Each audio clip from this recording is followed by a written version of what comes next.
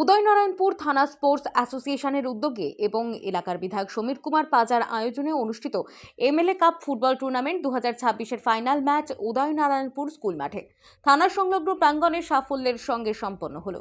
Final match ঘিরে এলাকা জুড়ে ছিল ব্যাপক উৎসাহ ও উদ্দীপনা। বিকাল থেকেই মাঠে ভিড় জমাতে শুরু করেন ক্রীড়াপ্রেমী দর্শকরা।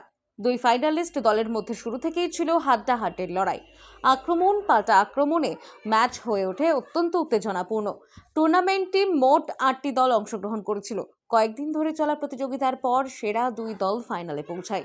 নির্ধারিত সময়ে জমজমাট লড়াইয়ের পর শেষ পর্যন্ত চ্যাম্পিয়ন দল ট্রফি জিতে নেয়। বিজয়ী ও রানার্স দলকে ট্রফি ও পুরস্কার তুলে দেওয়া হয় আয়োজকদের পক্ষ থেকে। অনুষ্ঠানে উপস্থিত ছিলেন এলাকার বিশিষ্ট ব্যক্তিবর্গ ও ক্রীড়া সংগঠকরা। আয়োজকদের মতে স্থানীয় যুব সমাজকে খেলাধুলার প্রতি আরও উৎসাহিত করতে এবং নতুন প্রতিভা তুলে ধরতেই এই ধরনের উদ্যোগ নেওয়া হয়েছে।